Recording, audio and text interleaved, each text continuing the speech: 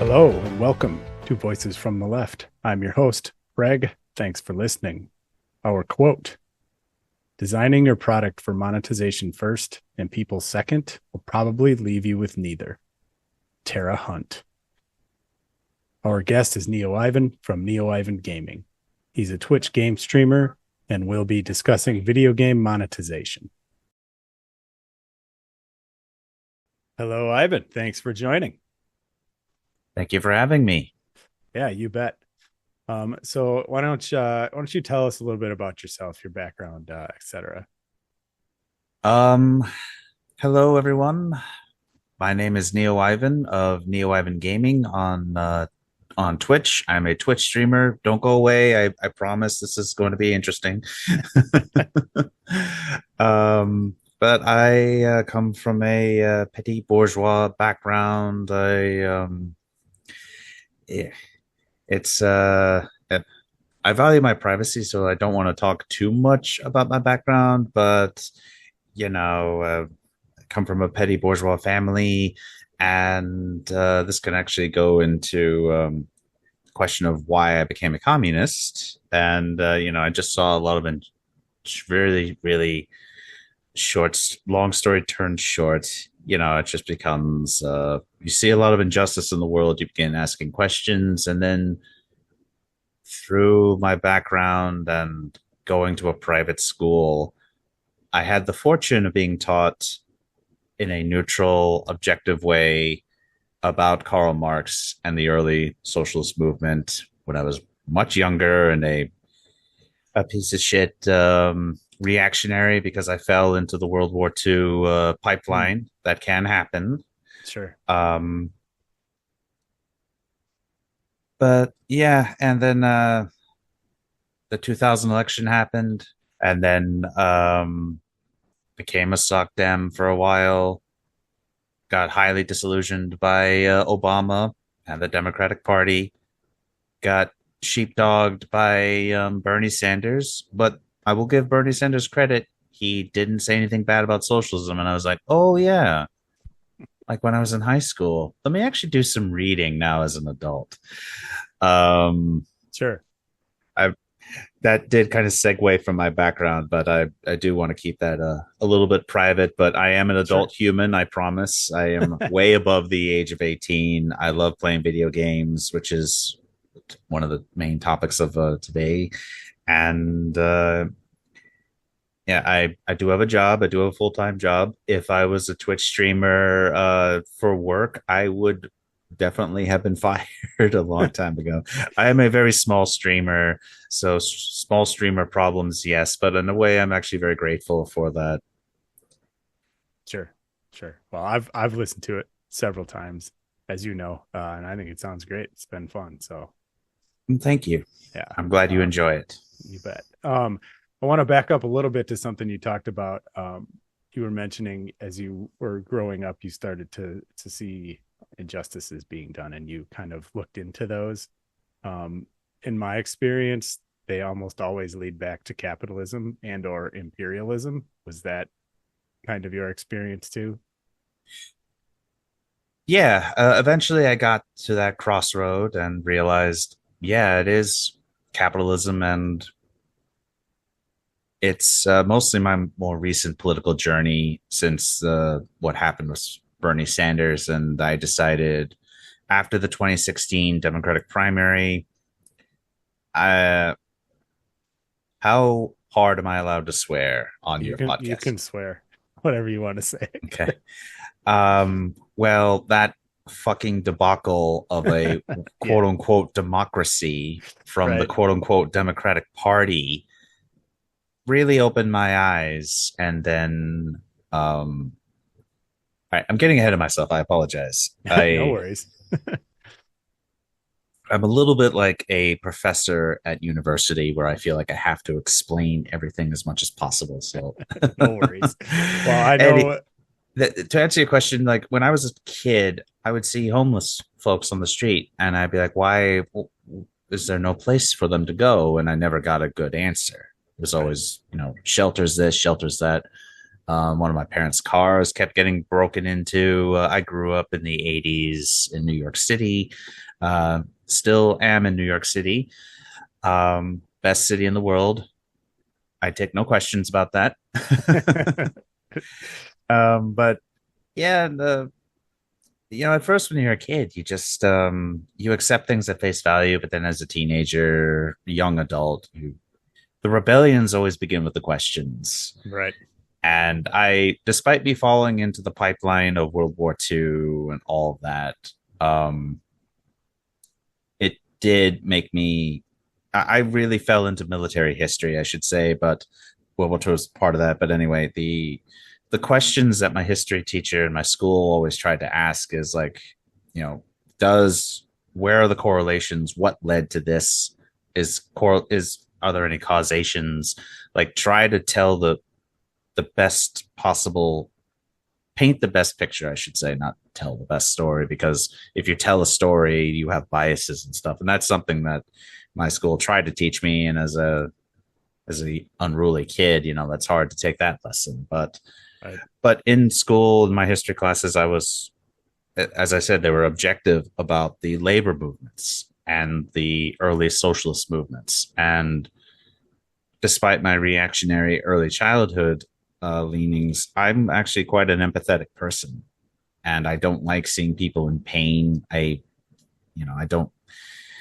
I hate the capitalist system completely, and we need obviously a better system for it. And as a kid, I just couldn't connect the dots, and I wasn't allowed to as a teenager because, as I said, the election in 2000 happened, which halted my political journey into communism until I was much older. Hmm.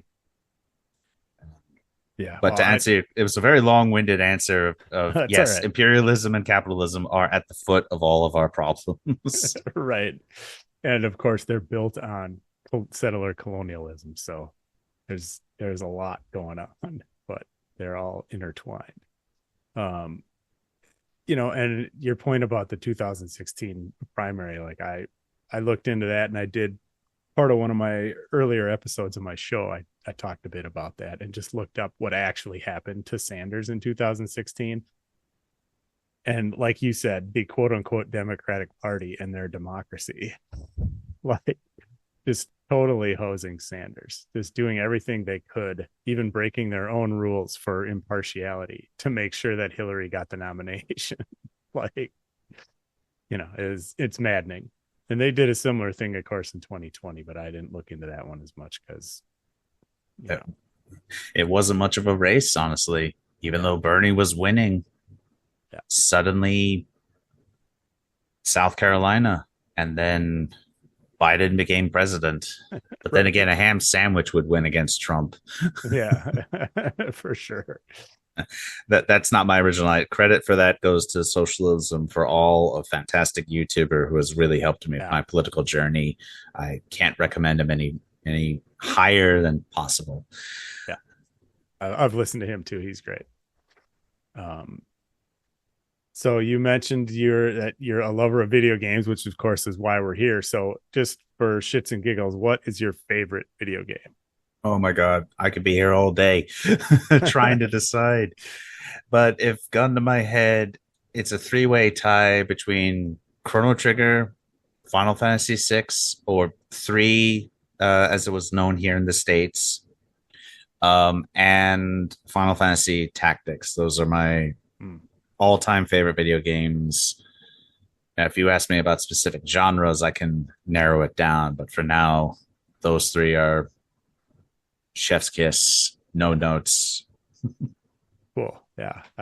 My what kind of started my whole journey down this rabbit hole of like online video games in particular was uh Star Wars Galaxies, which I'm sure you've at least heard of.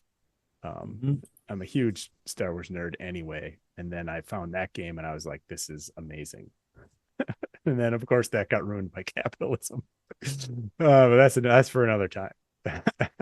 um, all right, so where did your idea to start streaming games come from? Well, I was actually inspired to start streaming thanks to the Game Grumps. I became a fan of them back in 2015, 2016, and I had a my best friend. He used to live in New York City, and I was like, "Hey, what if we stream together? We have good chemistry between each other. We can, riff. It's like best friend energy, for lack of a better terminology." Sure. Um, and then it was his idea for me to be like, one, for me to join his crew, but also to stream on my own. And I decided, you know what? Let's do it. I like playing video games, and I wanted to be a voice actor at one point, but Hmm. then the 2008 crash happened. I'm like, well, it's more important to have a job with health insurance than to try to pursue my dreams in a very, very competitive world. Yeah. So, Yet but yeah, another thing capitalism has ruined yeah, people's dreams. yeah, that's been a people's dreams have been ruined for longer than capitalism. But yes, capitalism is definitely something that does ruin people's dreams. Like my aforementioned buddy, he wants to create a digital content company, and I love him like a brother, but it's really hard. It's really hard to break through and to try to become the next best thing in digital entertainment. It's just that my heart breaks that it's so hard for people who have genuine talent on stream or on YouTube, etc. They have trouble getting discovered, or they are discovered and they burn out, like how most recently, I don't know if you know, but the game one of the original game theorists, the It's Just a Theory, Matt Pat, quote unquote, retired from YouTubing. Hmm. And I put in air quotes because he's really backing away from the camera, and he's going to be the CEO of his company. The I can't remember the name of it, but I'm going to assume it's the Game Theorist company, but don't quote me on that. I don't know it completely. But and then another famous YouTuber named Jacksepticeye was also asked that question on Twitter, and he responded like he was pretty close to doing it, to quitting as well, because it's hard. And like digital entertainment, which video games do count, it's becoming so increasingly difficult for content creators to a get an audience, b retain the audience if you're not already out there and famous, Sure. or three, able to earn a living. Yeah. And yeah, it's I mean, the art of trying to get rich or trying to make a buck is the core American value. Right. Yeah. And it's also awful. It Right. is so awful. Yeah.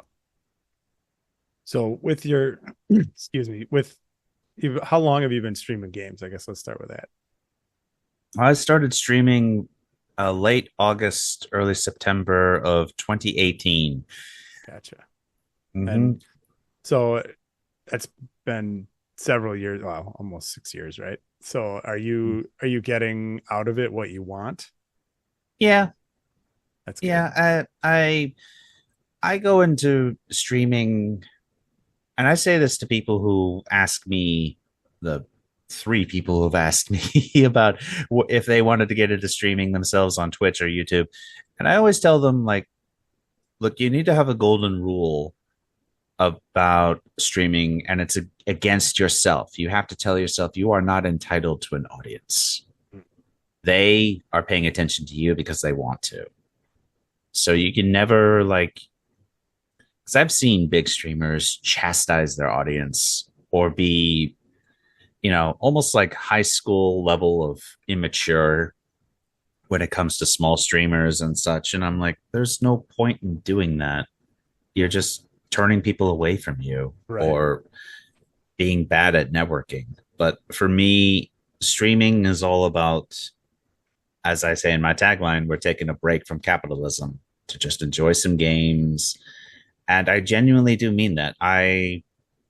Playing games for me is taking a break from all the responsibilities that we've got to deal with. I know we're all adults, but we need Yeah, breaks. for sure. Oh, 100%. And you just, I don't take. I've been doing this for 6 years, and I don't have 200 followers on Twitch.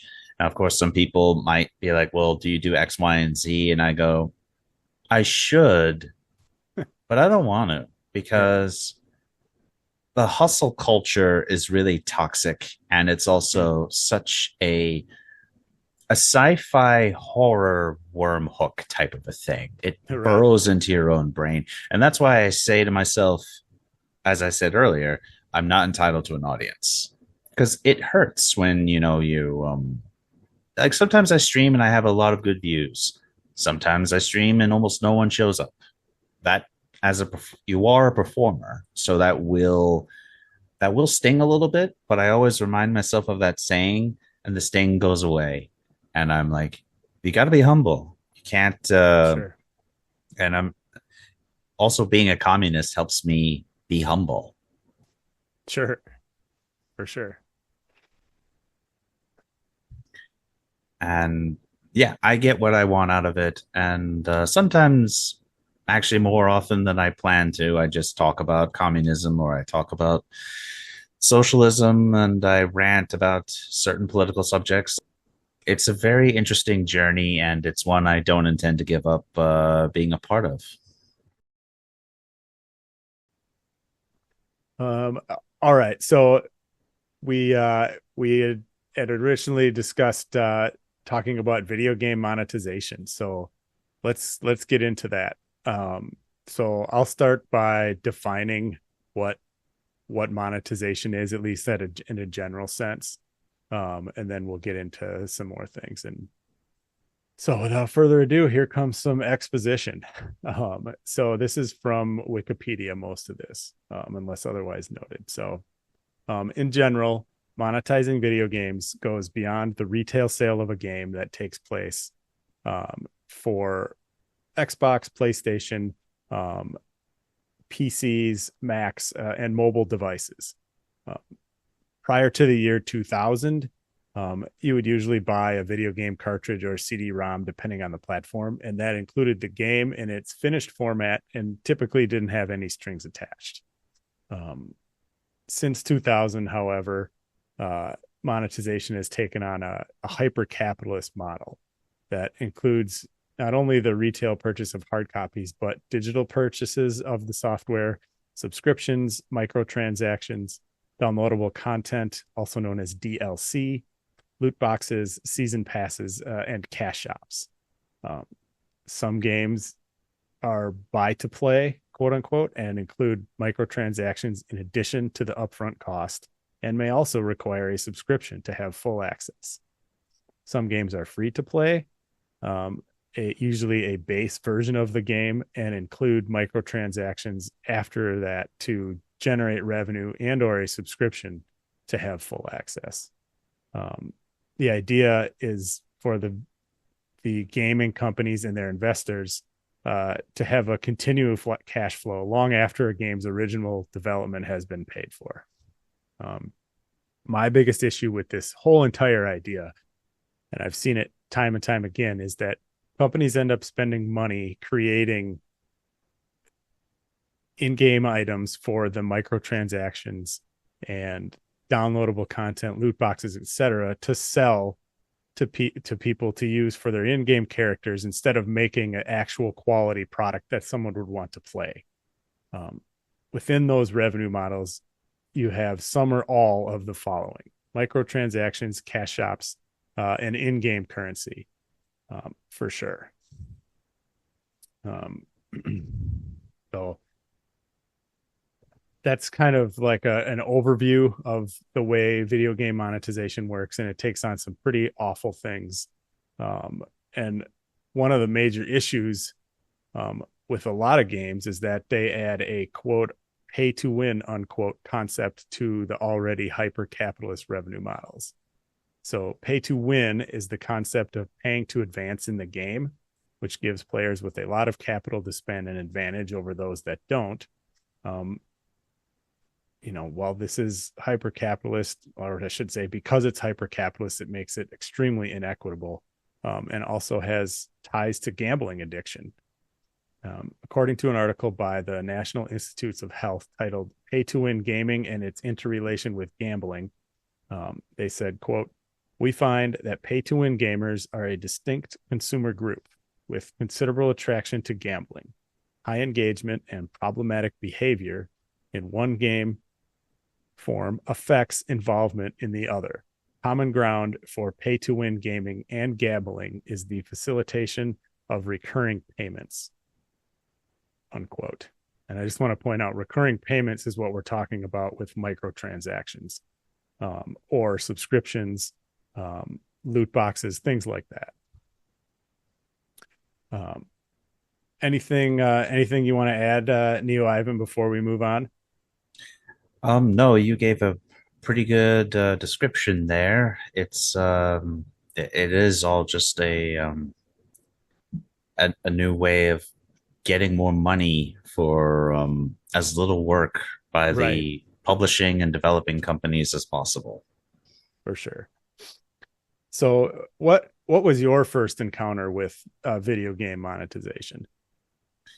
Well, it was the mobile game industry, actually. It was the one game that really, really hooked me was a mobile game called The Simpsons Tapped Out. There was, with that, there were microtransactions, loot boxes, but it was The Simpsons. So I don't know. For the beginning part of my experience, I looked over it and I fell hook, line, and sinker when they had a special event that would only last a month. And Hmm. one of the prizes for you know doing the in-game event was you're able to unlock the in-game or Simpsons universe version of Mike Tyson, who Okay. he he is my favorite boxer. I love Tyson's Punch Out. Uh, so I wanted to get that character, and I spent a lot of personal money, not just on that one event, but also just in general. And when I look back on it, I'm just beat red with embarrassment. Like, how did this happen? Hmm. And it's the predatory nature of that type of microtransactions, which I mean, all of them are predatory, but there's unfortunately different scales, or at least how the gaming universe and gamers like to try to justify it, which is Sure. so weird that it's like the workers trying to justify the boss should take more of their own wages and cut back on their health care. It's Right. like, no, it's the other way around. Right. But it was ridiculous. And one I'll never forget the day the event ended, the tapped out game ended, or tap out event ended. I had everything I wanted. I managed to get everything. And I felt empty, Hmm. completely empty. And it was like the spell had broken. I had made the wisdom saving throw at the last possible second while being Sure. mind controlled. And I deleted the app the Hmm. next day. I successfully managed to break my addiction almost immediately, which is, it's obviously breaking addiction is not that easy for people. If you are if you are suffering from any kind of addiction, please do try to speak to a professional about coming up with a plan so that you can, before it takes a really ugly turn, because it can. Sure. And I was for today's podcast, I was actually reviewing partially a video by Stephanie Sterling before she began her transitional journey, about the dangers and the addictions of loot boxes and gambling and Hmm. microtransactions. And one story I'll never forget is over in England. A kid got a hold of his was addicted to a soccer game. I can't remember which one because they release one every year, Right. but the child spent a lot of money on the game and nearly bankrupted the parents. Hmm. And the parents realized that this their kid was addicted to the microtransactions, to the loot boxes, and it's just it really is predatory. And as I do my best to try to avoid it, but it's really difficult because, as we'll discuss a little bit later with some other things, the gaming industry, particularly the game for people who design these games with this type of predatory monetization in mind, they do a lot of really awful tricks. Mm-hmm. And I really like people who do that. Something is wrong with you. Right. Yeah. Well, it's just, you know, the worst of people, right? Like preying on people, whether they have an addiction or not, or whatever it is, they're doing it, intentionally for money, right? Like it's Yeah. pretty awful. And to your point about it kind of in general, the way the games are designed, and we will get into this a little later, like you said, but one thing I want to point out so I don't forget because I didn't write it down was there are companies that have gamer psychologists on staff and they work with their staff that is the monetization staff and they work hand in hand to create and design systems that intentionally manipulate people into spending more money. And this is not a conspiracy theory because I saw the job posting at Bethesda for a gamer psychologist. Um, and they, like I said, like you mentioned, they're terrible. They're doing it on purpose, and it's not an accident, right? They are actually hiring people to manipulate gamers, and Yeah. so it's That, th- it's awful, those psychiatrists should lose their license immediately. right? And there are things I want to say, but it's just like, Yeah. it's just like people like that who do that are true scum. Like, Yep. mm, Yeah. yeah, I could say more, but I'm going to restrain myself Right because on. yeah. Right on. All right. So we've mentioned it a couple of times, but let's give a little breakdown of like some of the ways what microtransactions are and how they're implemented. So in general, and this is most of this is from Wikipedia again. So microtransactions in general is a business model where aspects of a game's contents can be purchased to enhance the game experience for the player. These aspects range among new playable content, in-game currencies, cosmetic options, and other unavailable or restricted gameplay advantages. I want to pause a minute. You described earlier in the Simpsons game that otherwise unavailable or restricted gameplay, right? You Mm-hmm. needed to participate in that event and jump through the hoops to unlock Mike Tyson, right? That's exactly Yep. what this is. Um, Mm-hmm. all right, And that continuing. in Sorry, go ahead. it, just to reiterate, in that it was a timed event too. Right, So you had only a certain number of days, and you only have, and the game was designed to maximize your attention to it as best as possible. And these types of things are designed to also make you spend money to speed things up. right. Yep, to make you get what you want sooner than Mm-hmm. later. Yeah. So traditionally, these purchases or microtransactions tend to be relatively inexpensive but numerous in variety. That's why they're called microtransactions. They're often common in social and mobile games where potential customers may be hesitant to purchase a full game, but are more at ease with smaller yet more numerous payments. And in a lot of and that's the end of it. But I will say the idea that it's smaller but more numerous, you end up spending more money than you would if you just purchased the game outright.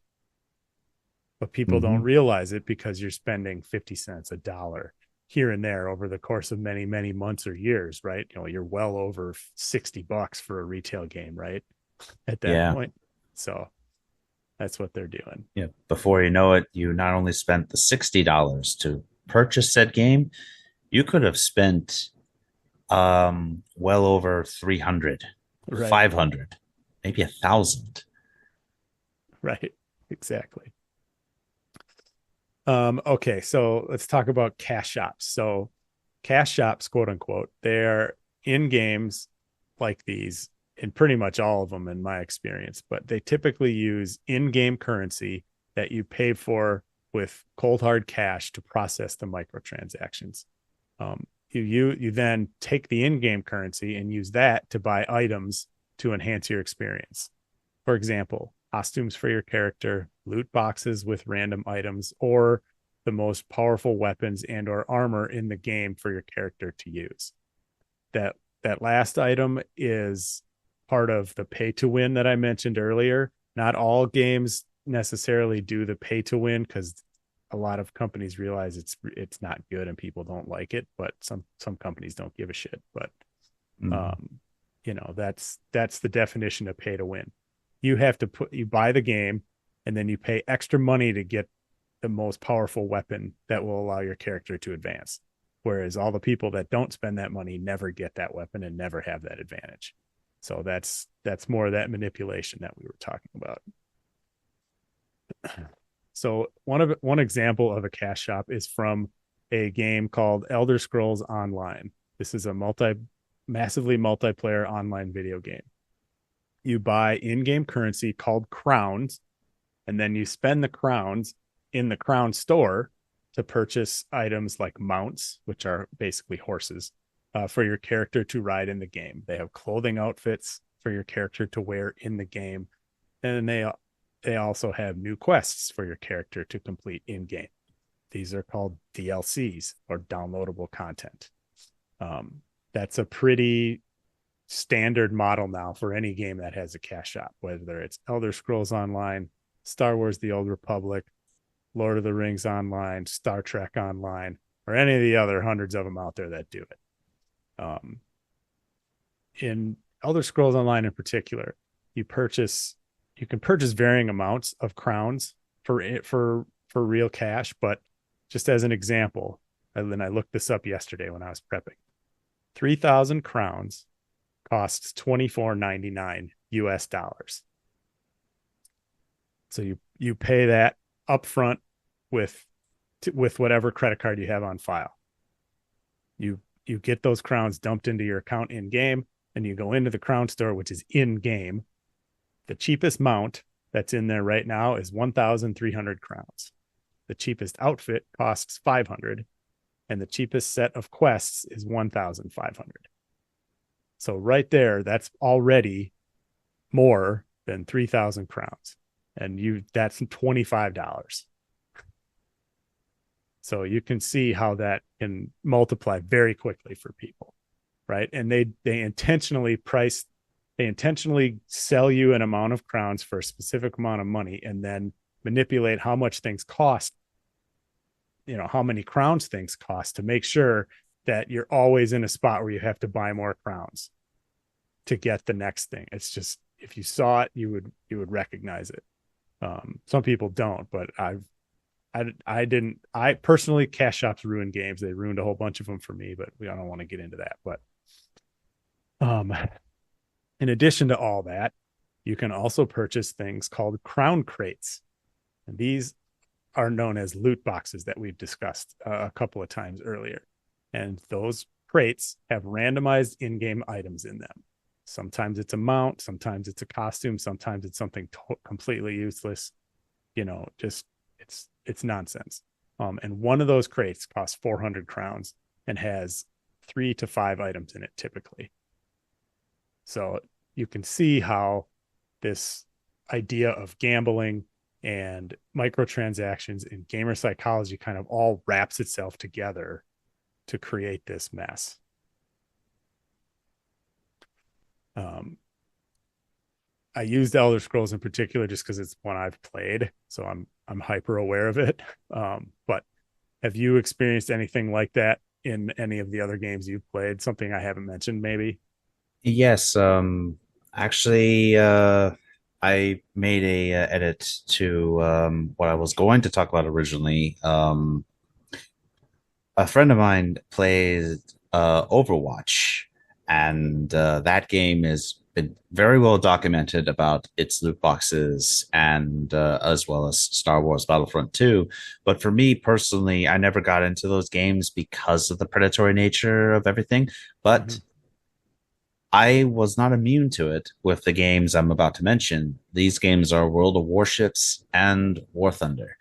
Now, Mm. these are free to play games that have microtransactions, um, packs, in game currency, and even premium accounts.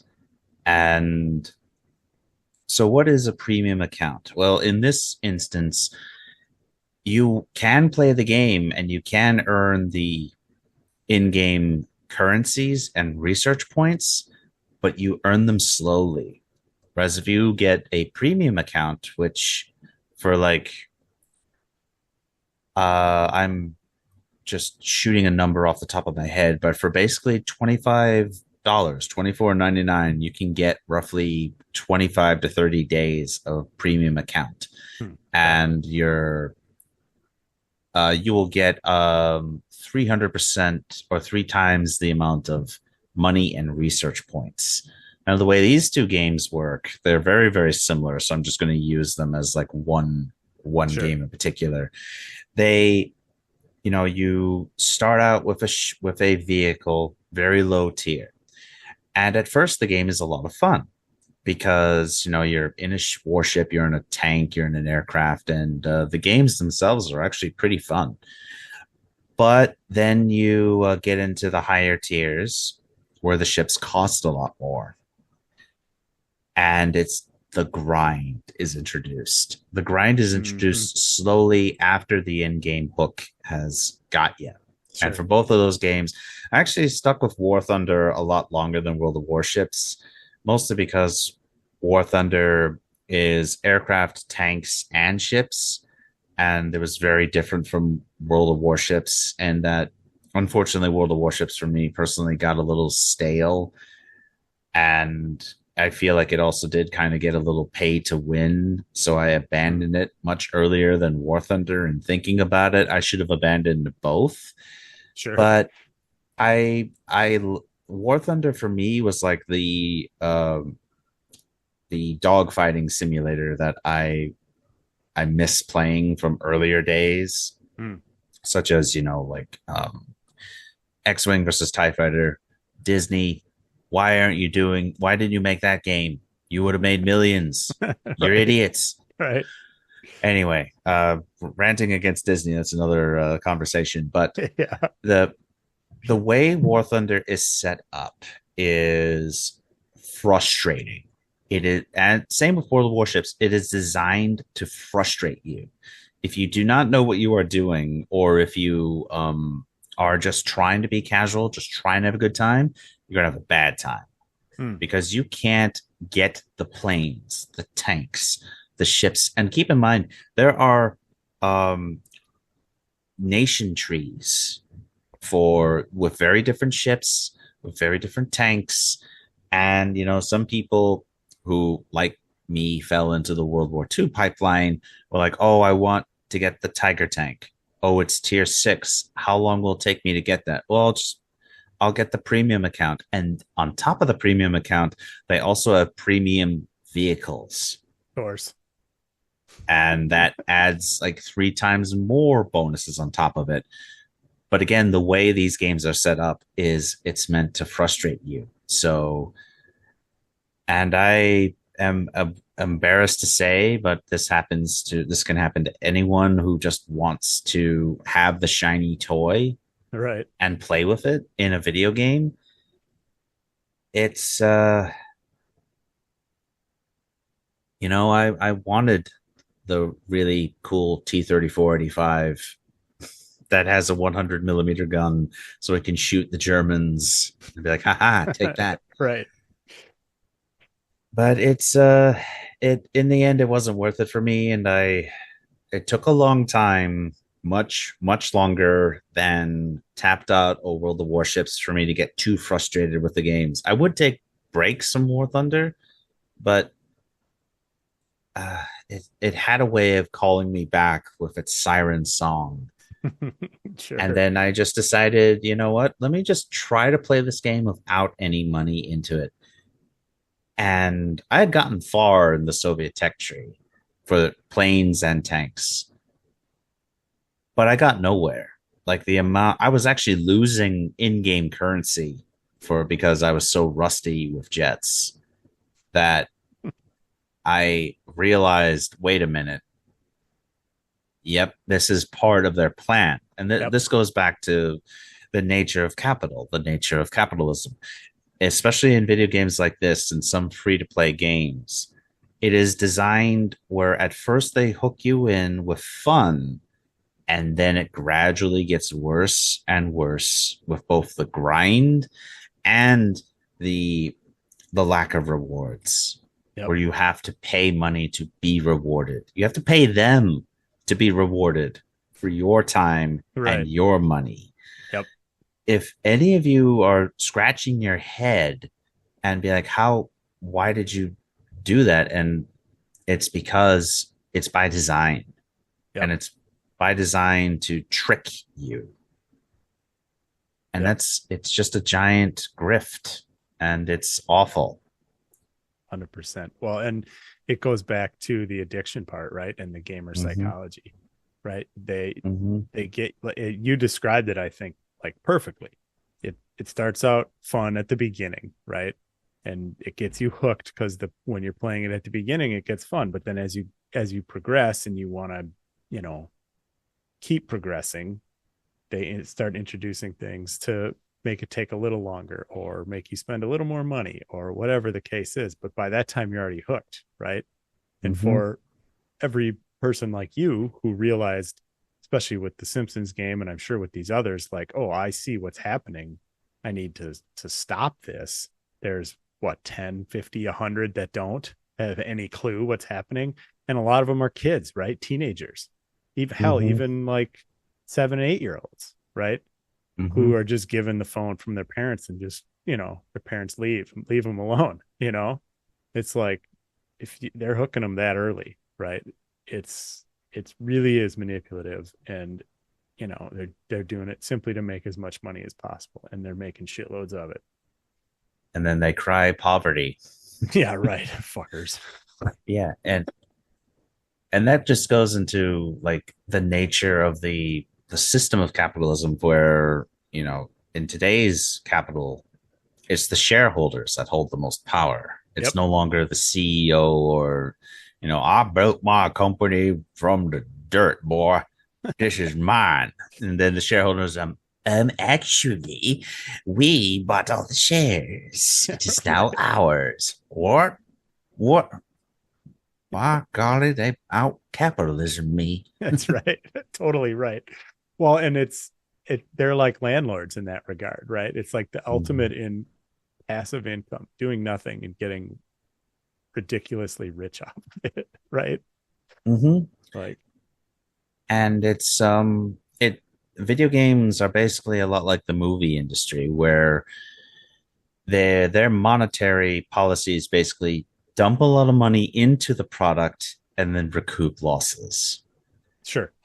And once the losses have been recouped, we need to make a profit. If there is no profit, we failed. And I just want to talk briefly about how in recent years, many companies have set ridiculous targets for games to be Mm-hmm. considered quote unquote success. All right. Off the top of my head, the most recent Final Fantasy game, Final Fantasy VII Rebirth, a highly anticipated sequel to the really well done Final Fantasy VII remake. The remake from the beginning of the pandemic years, pandemic year, that sold over 4 million copies. The Rebirth sold up until this point roughly 3 million copies. I'm paraphrasing. Square Enix considers that a failure. Now, keep in mind, this game costs $70 for you to buy. Right. Yeah. $77 times 10 or 100, $700. Put that with million. Yeah. And then 210 or so. I'm bad at math, I think, but 200. I know what you're saying, though. Yeah. If $200+ million is is a loss for a company, something is wrong here. I mean, granted, it takes a lot of money to make a video game like that. Absolutely. Okay, cool. You want to recuperate your losses. But to say 3 million people who bought your game within the first 3 weeks or with however long it's been since it's been released as a failure and not looking at it over the lifetime of the game that's been out for a year, 2, 5. Yeah. It's ridiculous. Or another game that I like, even though it is a very flawed game and a very flawed franchise, Metal Gear Solid 5: The Phantom Pain. 5 million people bought that game, and Konami being Konami, and Konami's the fucking worst. Thank you, Stephanie Sterling, for that wonderful phrase. Konami considered that a failure. That's $300 million, and then we're not even talking about the microtransactions. Right, profits that from that game. Right. Yeah. Well, and I'm sure those games had merch too, right? That they sold. Yes. Yeah. They had merch. They had collector's editions, I think. Sure. Oh, of course. Yeah. Especially Metal Gear Solid. That's a huge franchise. I'm sure they had collector's editions. I remember they had like a little, not necessarily a glove, but Venom Snake's mechanical arm as a replica of that, and it looked really cool, but I'm not paying money for that. Yeah, no kidding. No kidding. But it is the profit motive to try to get as much money as possible, and gaming companies just are so short-sighted. Yep, for sure. And we'll see. That's a good segue, because we're about to get into one of the most short-sighted ones we've seen in recent years.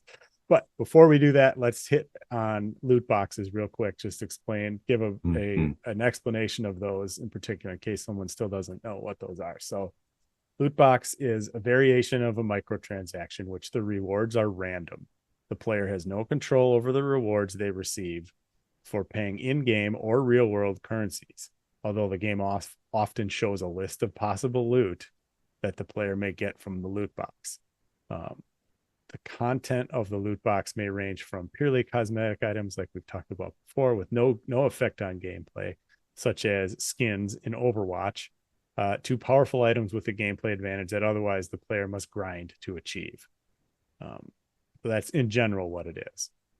And another way to look at a loot box is those machines that would cost $0.25 that would have a little ball, or like at a restaurant, like at a restaurant into the lobby and you put $0.25 in and hope you get a toy out. Yeah. That's essentially what a loot box is. You put $0.25 in it, you hope you get a toy, and it might not be what you want.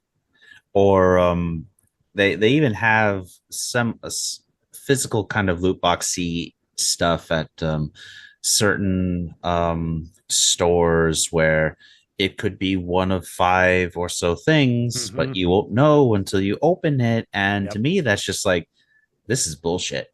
It totally is. Tell me what this is. Yep. Or, I mean, if you walk out of the store with it, I didn't see anything, officer. Right.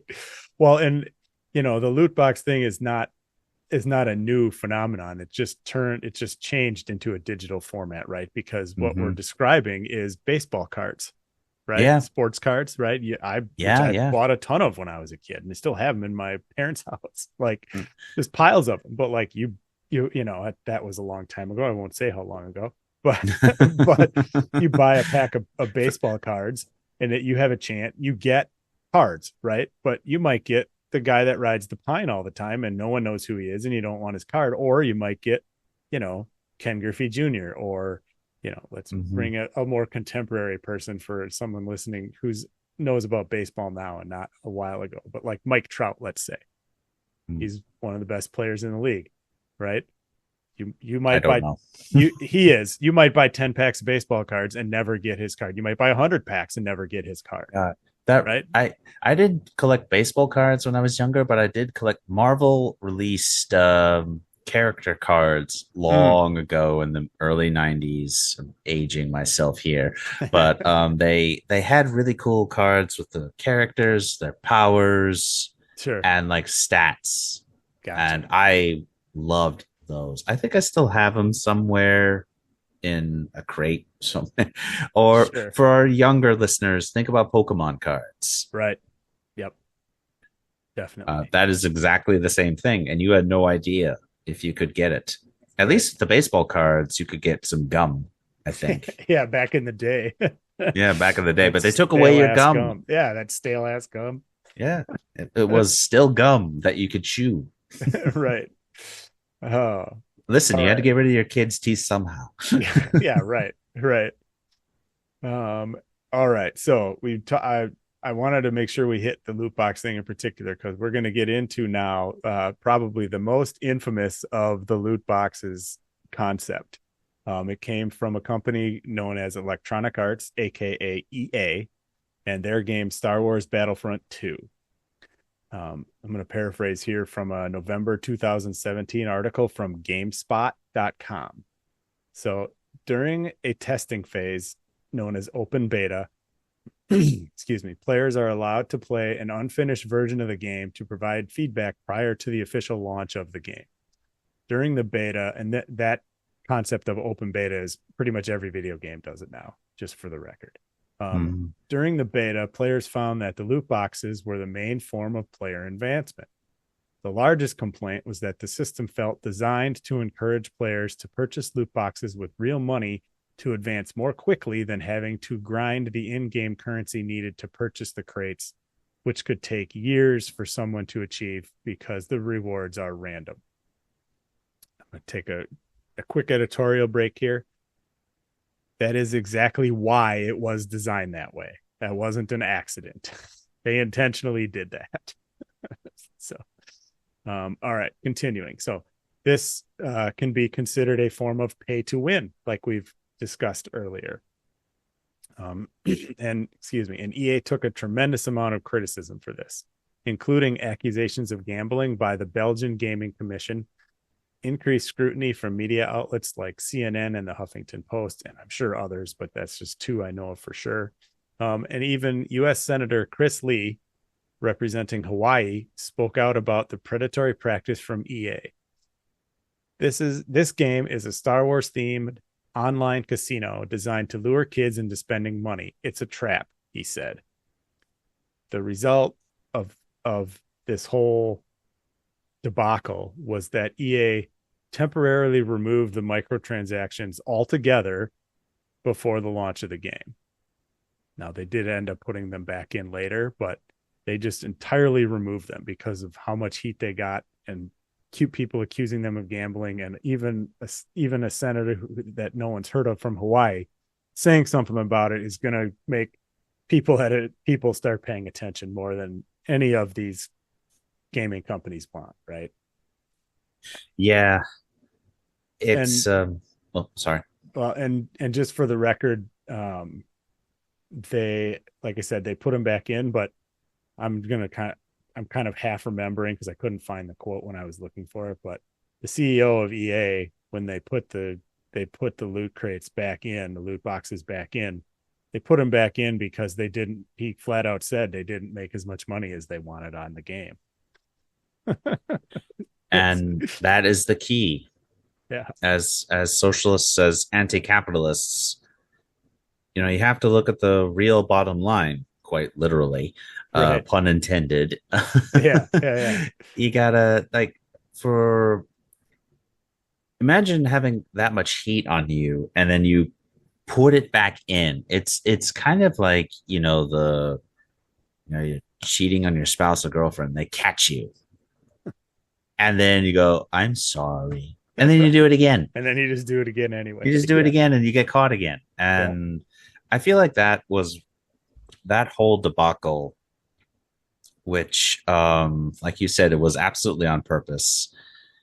And they tried to get away with it, but thankfully enough people paid attention and it generated enough attention. And actual games journalism, another topic that we could talk about later, but mostly just me dunking on incels, but which is probably too easy and not really worth our time, but it's still fun. There's a reason why women choose bears. Yeah, right. Yeah, exactly. Anyway, moving away from that trail, Yeah. it's I actually lost my own train of thought. I was just too interested in the joke. But it's the idea that they need to make as much money as possible. And there's so many games that use loot boxes, and it was a wonderful moment of actual gaming journalism, not just by, people in the industry who that's also another topic to discuss, and genuinely like how game industry journalism is so much inside baseball that people forget that they're supposed to do actual reporting. Right. Unless you're Jason Schreier, which you're amazing. Please keep up the good work. It's so inside baseball that they don't ask a lot of the more important questions. And it was up to the internet, like commentators like Yang Ye, Stephanie Sterling, and a bunch of others, to really bring this focus into the world. And it's also proof to you, comrades, that we are not powerless if we work together as a collective to say, no, thank you. We don't want this. And it's hard to do because we want the product. We want the games. And they know that. And by they, I mean the developers and publishers of said games. Right. And it's also fascinating because we can get into this in a little bit later. But sometimes the developers and the publishers will not see eye to eye on monetization. Just a brief glimpse into the future about what we'll talk about a little bit later. The Helldivers 2 scandal, so that way you'll know what I'm talking about. But it really is just fascinating that, fascinating and horrifying that games are designed like this, and that really does need to stop.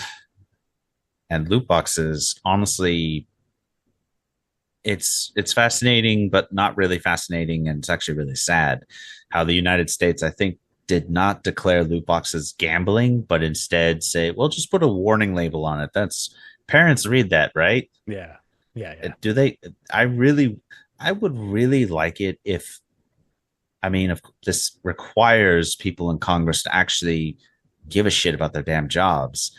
But I would really like it if, instead of them calling the CEOs and all these big wigs or statisticians, call in people from GameStop who work at GameStop and have them talk to you about, how, kids are buying, games that are not meant for them, and how parents, just get game and go. Right. It's just a purchase. That's a lot to unpack, yes. But on the other hand, it's like people need to be responsible for themselves, for their kids, and also the lack of responsibility to put out a product without a care in the world except for money.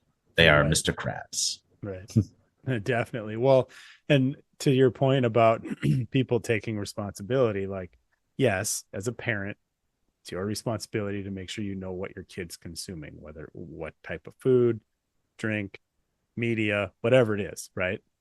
But also, those same people that tell you that you need to be personally responsible turn around and do the most irresponsible thing possible for money. Right? And that's capitalism. That is what capitalism is. That is what corporatism is, right? We see it all the time. right? Yeah. It can't And be my fault. I put the rated R on my yeah, I title. it says TVMA, so I can't help your kid saw that. It's like, you know, It's not my fault. I pumped $60 million to make a really cool commercial so that your kid will want to buy my GTA game. right? And yeah. Yeah. Well, and it's just always manipulation, right? Hmm. It just always is. It is. It Um, is manipulation. all right. So we got a couple more examples here. Just to just because they're just so ridiculous in some cases. So one of the earliest, if not the first form of microtransactions in video games appeared in Elder Scrolls 4 Oblivion. And yes, it's the same company that made Elder Scrolls Online and Elder Scrolls Oblivion, as well as the other Elder Scrolls titles, of which there are a lot now. But it's the same company, Bethesda. Excuse me. And who is now owned by Microsoft, just for the record. This version of Elder Scrolls is a mid 2000s game from Bethesda and involved horse armor. According to ScreenRant.com, you could pay $250 for armor for your horse. It was purely cosmetic and offered no benefit to your character, to your gameplay whatsoever. What was especially ridiculous about this is that this was for a single player game. There was no, it wasn't an MMO where you're playing in the same game world as hundreds, if not thousands of other people. No one would see it, right? A lot of the draw for cosmetic stuff is because you can show it off to other players, right? In this Hmm. case, this was a single player game, so no one would ever see it. This caused an outcry, and it was thought to one, it was thought to be too expensive, and two, it was something that people thought should have been in the game already without you having to pay for it because you already bought the game. I Um, remember about that controversy, and it was it is too expensive. It should be minimum 5 cents. right. Yeah. Yeah. And for horse armor that does nothing. If the horse armor gave it was like wings and you could fly around, I offered something. yeah, for Something. a single player game too. Yeah. Yeah. It's ridiculous. And there wasn't game streaming back then. At least Yeah. not a lot. There was probably some, but not nothing like now, right? No, nothing like Where you now if can it did play a exist. single player game and show it off, right? Like, Yeah, like yeah, this was the YouTube was barely coming into its infancy, let alone like anywhere else. right, right. Yeah, Twitch didn't exist yet, for example. um, but despite the outcry, it was popular and is one of Bethesda's best sellers, even to date, which is, you know, all right. One more example here, at least that I have. So, a more recent incident of this type of behavior came in the form of a game called Cyberpunk 2077 by a company called CD Projekt Red. This information is also from Wikipedia. And I'll have all the links to these articles so people can read through them. I just paraphrase most of them. There's a lot more information to find for people. But just as a point of reference, CD Projekt Red also made the Witcher series of games, so people understand where we're coming from here. So, um, anyway, Cyberpunk 2077 was one of the most highly anticipated games for sure in the last 10 years, and included merchandising deals for Funko Pops, energy drinks, gaming chairs, and other products. The initial release date was April of 2020, but was delayed several times and eventually released in December of 2020. Um, prior to the release, um, prior to release, PC versions of the game were made available to major news outlets if they signed a non-disclosure agreement so that they could play it and write reviews for it. But they were not allowed to provide any footage of their gameplay in their reviews. They were only allowed to use footage the company provided them for their publications. The Xbox and PlayStation versions of the game were not allowed to be shown prior to launch and had technical issues so severe it resulted in the company offering refunds, which some players were not able to obtain despite requesting one. So, one more thing here. So, and according to gamesindustry.biz, which is, I just did a search and found what I wanted from this website. CD Projekt Red was sued by investors alleging they misled investors about the state of the game. So there's quite a bit to unpack there, I think. So, for starters, the idea that they made a company sign an NDA, that's probably pretty typical these days. Although I think in this case, it had some nefariousness behind it, because I think one reason the game was delayed is because they knew that the technical issues in the console versions, the Xbox and PlayStation, were so bad they didn't want people to play that ahead of time and write a bad review, right? Mm-hmm. And so they released them in terrible shape. And like I said, they were offering refunds, within like the first month, I think, or first couple of weeks of launch. They were offering refunds. I have not ever seen that in my lifetime of paying attention to video games, where a game flopped so badly they gave refunds. I don't know if that's true or not, but I'm sure others have given refunds. It's just the most high profile one I'm aware of. Mm-hmm. Yeah. One thing I want to point out too is that, so this, we didn't mention loot crates, we didn't mention DLC, although there is DLC for this game. We didn't mention cash shop. We didn't mention those things in this part about Cyberpunk 2077. But what people need to understand is that the merchandising I talked about, the energy drinks, gaming chairs, and other things, that's the same thing, really, marketing wise, as doing loot crates and things like that, right?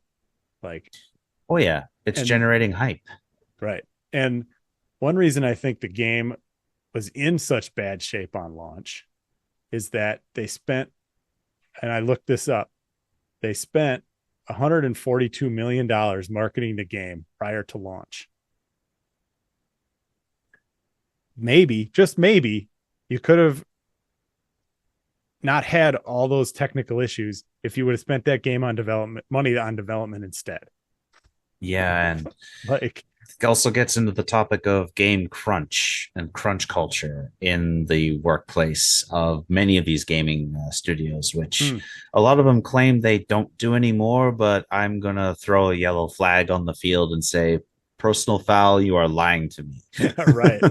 Because so many of them do that, because there's such high turnaround in the gaming industry that it's so easy to intimidate their workers and to stay up late, work weekends, screw your spouse and your children's birthdays and holidays, no time off, get it done. And it's horrific. And if these people really wanted to like make a product as it was I do believe that video games are an art form.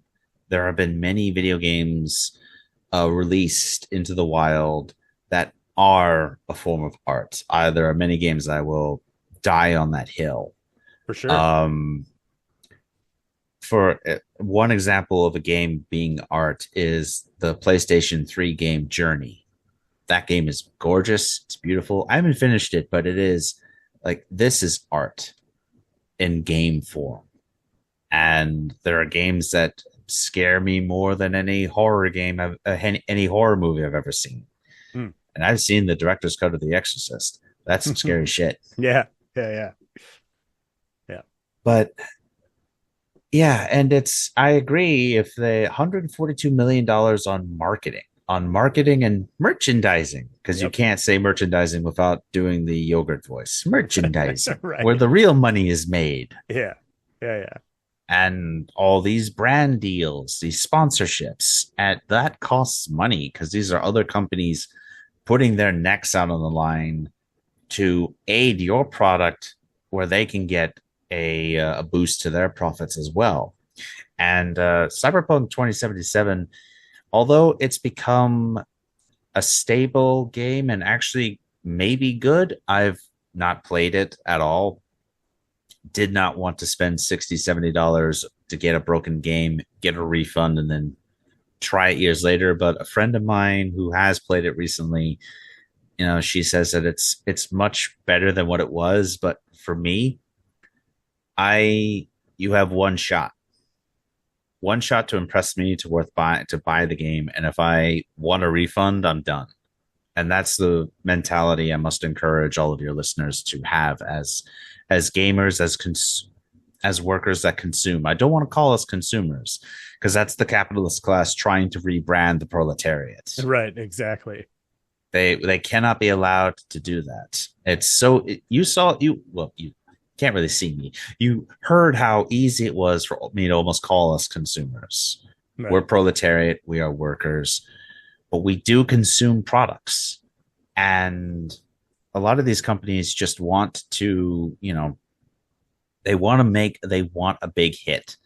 And CD Projekt Red had earned a lot of good credit with Witcher 3. Yep. A lot of good credit. They released all their DLCs for the game for free. Let me say that again.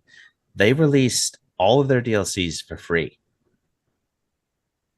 What you paid helped pay for DLCs that would normally cost you $20 or $30 if they are awful. Yeah. And those DLCs are amazing. Yep. And The Witcher 3 is a very good game with to me, some big flaws, but we don't need to get into that. I do really, really love that game. It is probably my favorite fantasy RPG, or it used to be until Baldur's Gate 3 came out. But is that really fair? That's a discussion for another time. Yeah. Yeah.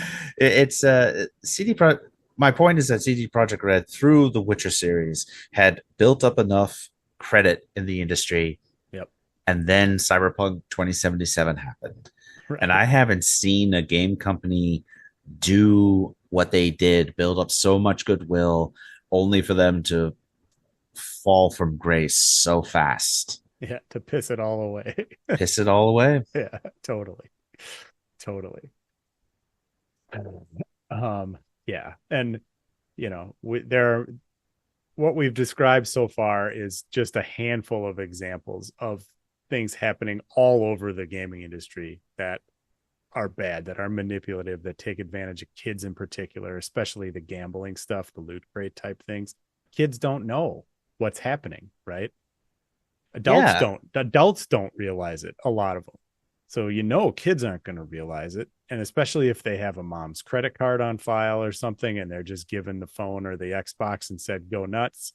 Like you said, that one kid almost bankrupted his parents on a soccer game, right? Like, yeah, that's the type of capitalist predatory bullshit we're talking about here that is an issue. And it's sad because video games are a great form of storytelling. Like, they're my favorite, really, because you get to participate in the story, right? Mm-hmm. And you can be who you want to be. Right. Which is wonderful for our LGBTQ plus comrades who need that. Right. Yeah. And I want to be clear, like, we've been shitting on a lot of stuff here. Gaming can still be fun, and it is still fun, but it's for me personally, it's becoming increasingly harder to enjoy that just because of the way capitalism is breaking them. Right. And you talked about it a little bit earlier, but like, to me, there was a point in time where sure, people wanted to make money with a video game, but they were making games because they wanted to make art, right? And they happened to make money doing it, right? But that all changed near the end of the 2000s when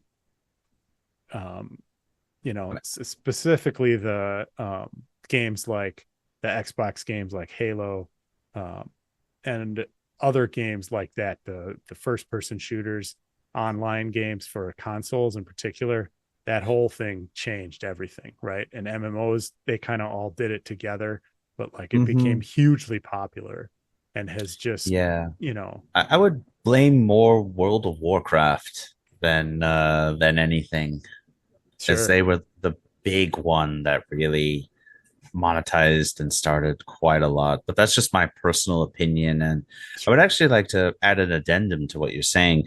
I think it's when games, or rather digitization of video games, started to happen that people realized that, wait, we have in-game menus, we have the internet. Can we hook these two things together? Because if you had to run a game off a physical disc, I am not a programmer of any kind. If you ask me to program something, I'm just going to run outside, get you pizza, and say I did it. right, That's how great I am at programming. I don't do it, but it feels like that the game, for lack of a better term, changed with digitization. sure, And once you're able to like buy stuff from your games, what was to stop them from doing anything? And yeah, once digitization happened, Capital did what it always did and was like, how do I make money off of this? yep, They first asked, can I make money? How can I make money? They don't ask the why. right. They just skip Or straight should to or it. should we? Yeah, they never Yeah, they absolutely never stop to think, should we right. really do this? Ever, It is that never have. meme. It Yeah. is that meme of like, Are you sure? yeah, are you sure? Then thrown out the window. Yeah, exactly.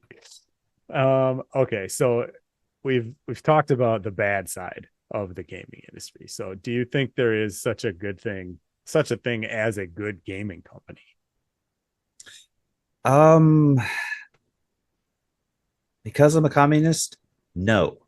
But there Sure. are caveats and there are nuances to this, comrades. Yeah, it's complicated. The true answer to the question is no, but complicated. Right. Yeah. Yep. But before I forget, I would like to say that there are single game developers out there who are really good folk.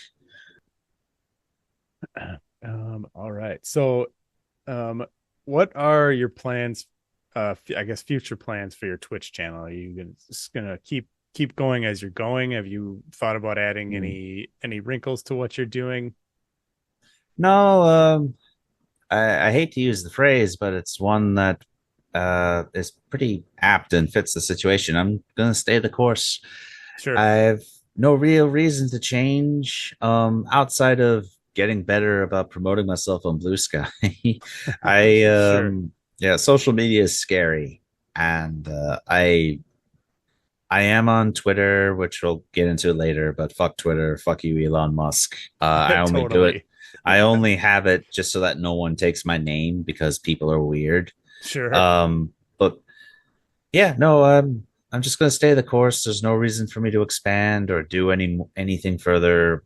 Though some people might tell me, you should try to, go on YouTube a little bit and this and that. And like, I feel like I need to do more research, and but that goes into the hustle culture, the hustle for yourself, and that's not who I am. Sure. Just Yeah. isn't who I am. So is there anything else you'd like to talk about? At the bottom line, it's capitalism's fault that the Yeah, video game 100%. industry is going the way that it is. And the only way to really stop it, comrades, is not through, boycott. It's not just through boycotts. It's not just through, unionization in the gaming industry.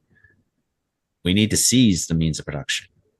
We Yep. need to take it from them by, if the capitalists would let us, just give us the reins, that would be nice, but we don't live in a utopian fantasy land. Yeah. They aren't going to give it up willingly, that's for sure. No. And to be clear, I'm not advocating for anything violent. I'm just stating a fact that capitalism, as you said, will not give up their power like the feudal lords and the kings of old, kings and Right. queens refuse to give up their power without a fight.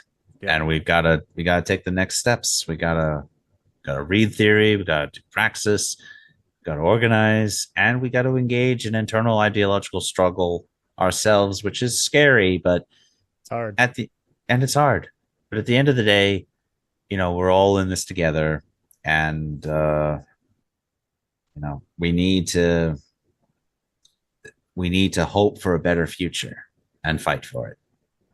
Definitely. Definitely. Well, and a better world is possible. There's no doubt. Yes.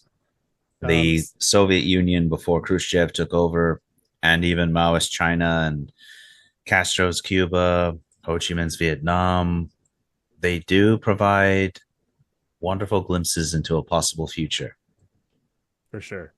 For sure. So if people want to watch your stream or find you on social media, where should they look?